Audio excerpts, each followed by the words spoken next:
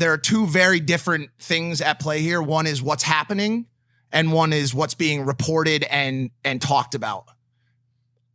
Those on the streets are seeing one story. Those at home on Twitter and watching the news are seeing a very different one. I tweeted the other day, misinformation is one of the biggest instigators of evil right now. I've watched over the past couple days as big-time pundits on both the left and right push one side of the story to promote their political or ideological goals. Without saying any names, certain people on the right place all blame on Antifa thugs, which we'll get into, while steering clear of violent cops, white supremacists, and most importantly, how to solve the problem that started these riots in the first place. Certain people on the left place all the blame on violent police without calling out opportunistic looters and anarchists. Let me help you all out. Actors who turn these protests violent, no matter what hate group they align with, are to blame. Cops who use brutal forces against peaceful protesters are to blame. The cops that then protect those cops are to blame. Opportunistic looters, both black and white, who steal from family-owned businesses are to blame. Pundits on the left and right who tell one-sided stories that pander to their base and drive further division are to blame. The president who threatens military fucking action against U.S. citizens instead of offering words of calm, peace, and systemic change during painful times is to blame.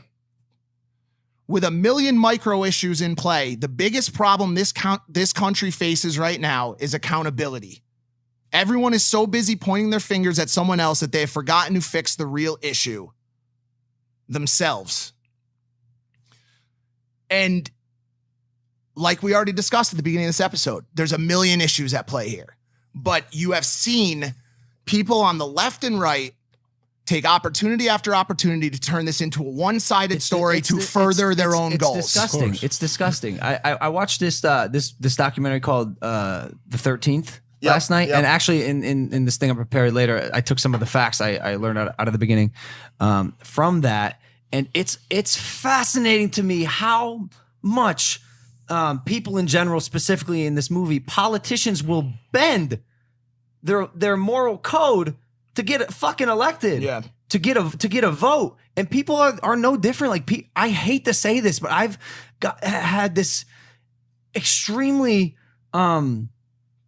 uncomfortable feeling in people this past weekend. I've started to stop believing in humanity because people are so greedy and exercising the worst sides of themselves because they can take advantage of peaceful protests and start looting and rioting, and none of it is right. And I again, I can't believe how many people I mean, what are some of the groups that you see at these protests? Like, I want you to elaborate like some of the groups and their agendas when it comes to taking advantage of what's happening in the country right now. So at the protests, which have turned into riots, or some people call them separate from riots, there are multitudes of groups, and each one of them is to blame for the good and bad that happens.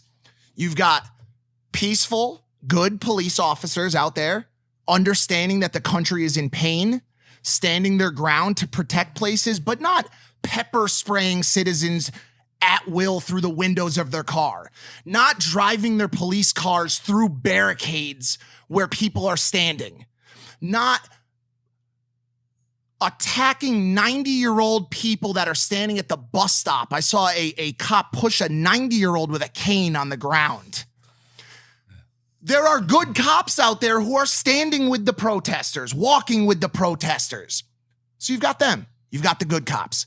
Then you've got the bad cops, the racist cops, the authoritarian cops, the police state cops, the brutal police that are the same as the one that started this in the first place. So you've got good and bad cops. You've got peaceful protesters. You've got that are the real winners here. The people marching, the people pushing for systemic change, holding signs, activating the base, talking about what they can do to fix the problem, but still calling for peace. And then you've got hate groups. You've got Antifa. I'm not claiming that they don't exist. I'm not claiming that the anti-fascist group as it exists in America right now is not out there causing problems. I'm not saying that.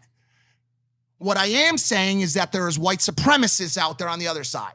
There's Proud Boys. There are multiple groups of people who stand to further divide this country and to drive the dialogue of hate.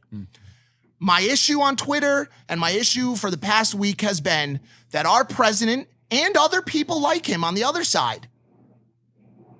Sorry, we got some sound. What is it? Is it coming through? Is that a jet? Can someone check on it? Maybe Eve or David? Bro, I thought that was a jet. I thought like the National Guard was coming in for sure. I thought that was it for all of us. I saw some. Bro, well, I mean, we've been seeing the helicopters. I've been seeing helicopters do like barrel rolls in the sky. What? No, I'm exaggerating, but they're taking curves and turns sharper than I've ever seen. Are we cutting all this out? No. Oh, we're gonna keep it. Okay.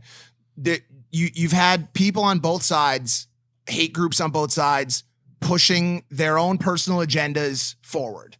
And you've had pundits on both sides calling out one group or the other.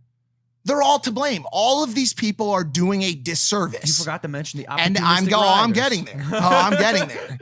And then you've got opportunistic rioters and anarchists. I have, since the beginning of this, stood up and been unable to condemn people who have torched symbols of systemic hate. People went and burned down the Sisters of Confederacy building. I applaud you. I applaud you for pulling down the statues of the Confederates who drove division in this country. Yeah. I applaud you. Yeah. Even as far, and this is where it gets close, as the courthouses that have served the black community unjustly for decades, that have passed sentences down that were unfair and not justified by law in this country. But when you start burning and looting family-owned grocery stores,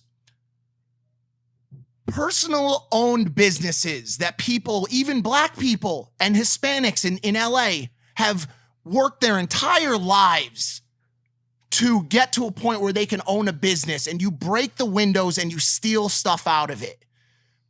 That is where someone like me, who vastly understands the cause you are after and fights alongside you, that is where I draw the line. When you start to violently attack people, both black and white and Asian and Hispanic, that defend their possessions that they have worked their lives for, that is where I draw the line. So that's where I'm like, I feel like I think people taking advantage of the peaceful protests and of the riots, shame on you. That's where I get disappointed in humans. It's a few people who are taking advantage of peaceful protests, and now everyone's paying because of it. It's like, as if this thing isn't muddy enough.